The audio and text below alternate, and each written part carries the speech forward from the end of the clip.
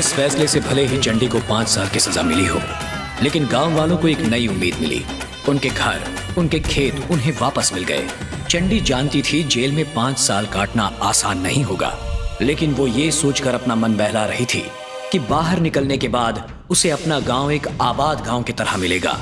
लोगों के दिल में चंडी का दर्जा भगवान समान हो गया था। अगर चंडी नहीं होती तो हम कब के मर गए होते। चंडी की हिम्मत और हौसले की वजह से हमें हमारा हक मिला है। एक औरत होते हुए भी उसने मर्दों जैसा काम किया है। उसने अकेले गांव वालों की जमीन, घर और खेत दिलाए हैं। उसे एमएलए बनना ही चाहिए। चंडी रॉक्स। चंडी जिंदाबाद। जिंदाबाद। चंडी अगर इलेक्शन में खड़ी होती है तो मेरा वोट उसी को जाएगा। हम तुम्हारे साथ हैं चंडी, इलेक्शन में जरूर खड़ी होना। लोग तो इसके दीवाने हैं। जी सर। ये औरत है या कोई देवी? ये वही है जिसने उन गरीबों की जमीन वापस दिलाई थी। अच्छा सर, हाँ? कई पार्टियां इसके पीछे पड़ी हैं। हाँ। वो चाहती हैं ये उनके लिए इलेक्शन लड़े। नहीं नहीं, तुम इसे हमारी पार्टी में शामिल होने के लिए कहो। ऐसे लोग हमारी पार्टी के लिए बहुत जरूरी हैं। तुम हमारे एमएलए से कहो जेल में जाकर इससे अभी मिले। मैडम, आपसे बाहर कोई मिलने आया है। नमस्ते। नमस्ते। आप लोग? हम एलएमपी पार्टी के एमएलए हैं। हम चाहते हैं कि आप हमारी पार्टी में शामिल हो जाइए। हक की लड़ाई लड़ने वाली आप जैसी औरत को तो पॉलिटिक्स में आना ही चाहिए। हाँ। तभी तो इस देश का भला होगा। प्लीज मैडम, मना मत कीजिएगा। नमस्ते सर। हाँ, ओके। मैडम, सीएम साहब आपसे बात करना चाहते हैं। नमस्ते सर। रावण की कहानी अभी खत्म नहीं हुई। दुनिया में अब तक बहुत बदलाव हो चुके हैं। तुमने अपने गांव की लड़ाई लड़ी, उसे देखकर बहुत सारे गांव जाग उठे हैं। तुम जैसे बहादुर लोग शांत बैठ गए तो समाज में क्रांति की आग बुझ जाएगी। सिपाही का काम है देश की रक्षा करना और नेता का काम है प्रजा की रक्षा करना। इसीलिए तुम्हें अब शामिल हो जाना चाहिए हमारी पार्टी में। मैं आपकी पार्टी में जरूर शामिल होंगी।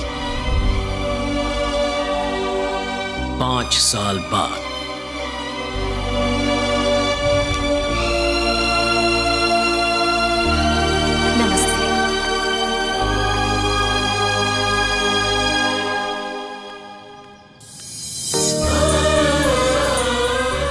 सर, ये गंगा। नमस्ते। नमस्ते sir. Thank you very much. मुझे इस बात पर बहुत नाज है कि शास्त्री परिवार हमारी पार्टी से जुड़ गया है।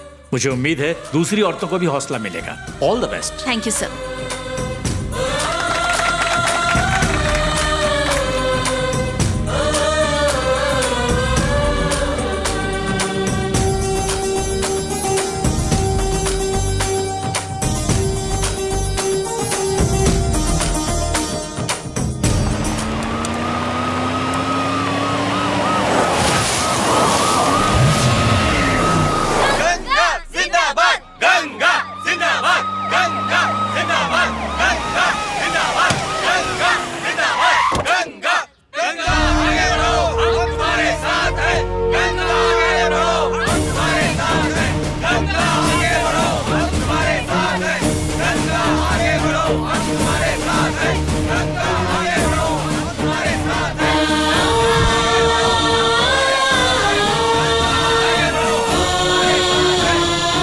चंडी ने भले ही अपना सब कुछ खो दिया हो, लेकिन उसकी इच्छा शक्ति, हौसले की वजह से गांव वालों ने अपना खोया हुआ सब कुछ पा लिया।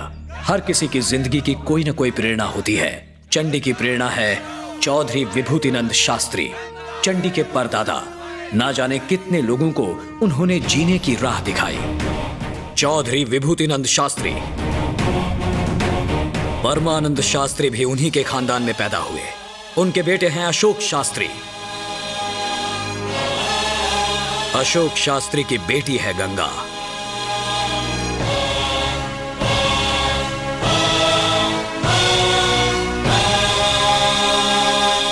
गंगा, क्या हुआ भैया? गंगा कहाँ है? वो आखिर बात क्या है? भैया वो किसी कंपटीशन में हिस्सा लेने के लिए गई है। आपने उसे ज्यादा ही आजादी दे रखी है। घर का काम करना तो उसे बिल्कुल ही नहीं आता है। गंगा नाम रखने के बाद भी उसमें गंगा जैसी कोई खूबी नहीं है। आपके प्यार ने ही बिगाड़ा है उसे। ये मेरी वजह से नहीं है, उसकी रगों में बहने वाले शास्त्री खानदान के खून की वजह से। इसमें मेरा क्या दोष? ये वो तीरंदाजी के मुकाबले में गई। देखा ना, बिल्कुल अपने दादा पे गई है। दरअसल बात ये है सुषमा, आजकल लड़का और लड़की दोनों में कोई फर्क नहीं होता। कुछ कर गुजरने के लिए हिम्मत चाहिए, और मेरी गंगा में वो हिम्मत है।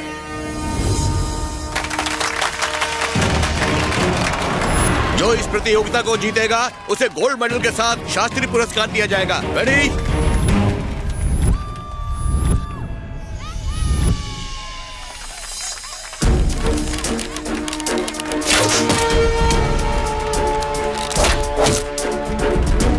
टारगेट 2,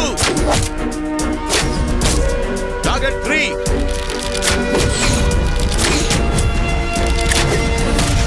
अगली प्रतियोगी शास्त्री खानदान से गंगा।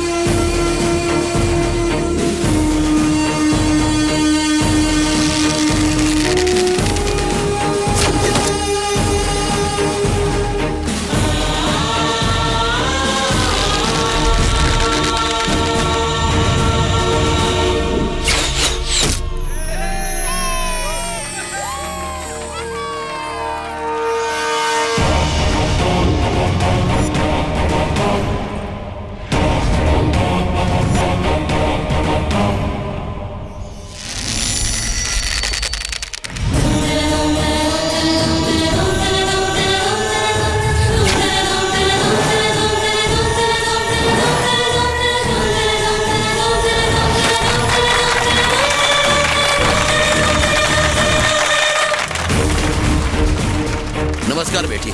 ऐसे कारनामे सिर्फ शास्त्री परिवार के सदस्य ही कर सकते हैं।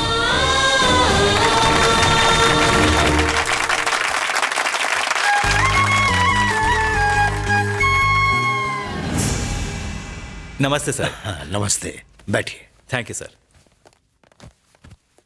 सर ये लोग ग्लोबल प्राइवेट लिमिटेड के बोर्ड मेंबर्स हैं। ये चाहते हैं कि आप कृष्णानगर गांव को पूरा खाली करवा दें।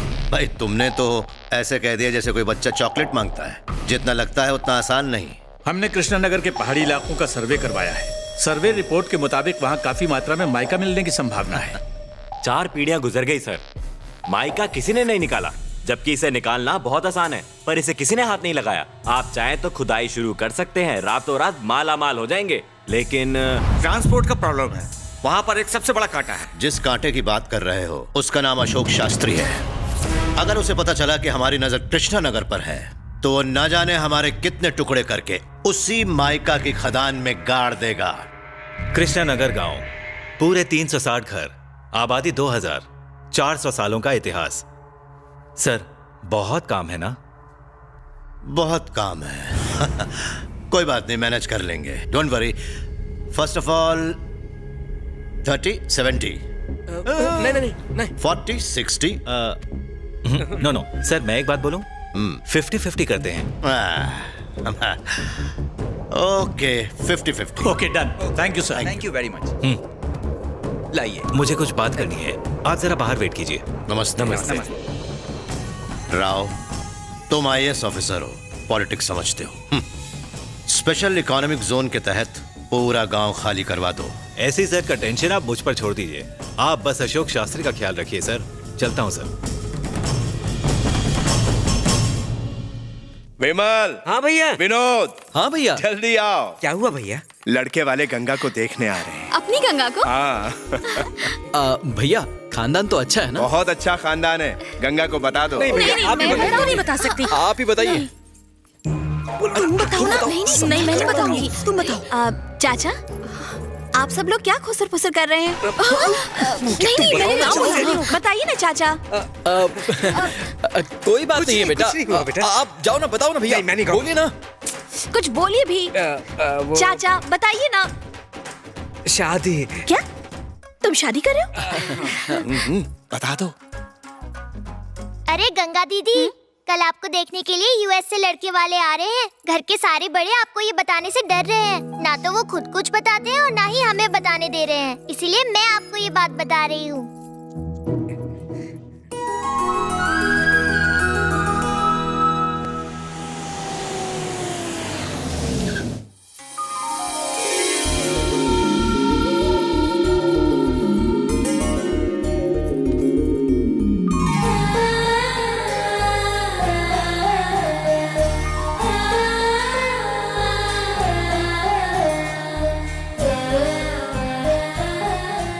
मैं इनसे अकेले में कुछ बात करना चाहता हूँ।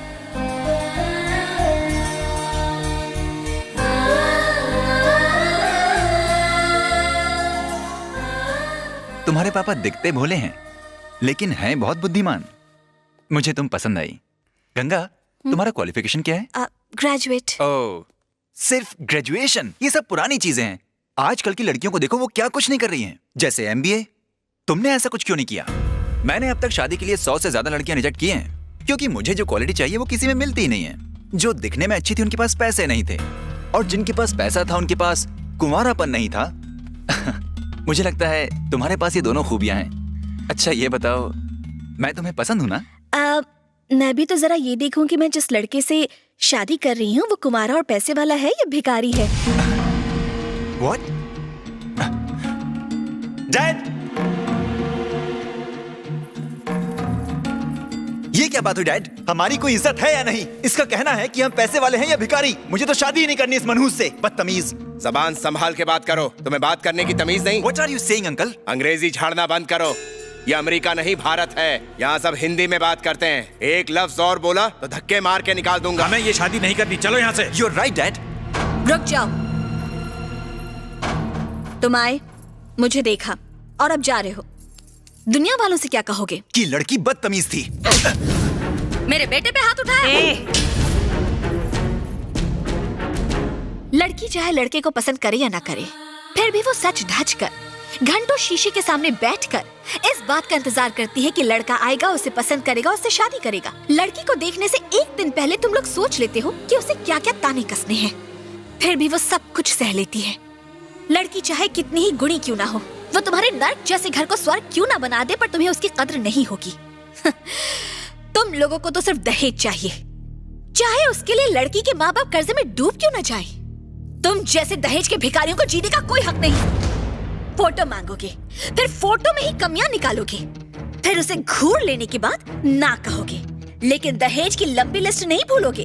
तुम जैसे लोग तो नर्क में सड़ने चाहिए।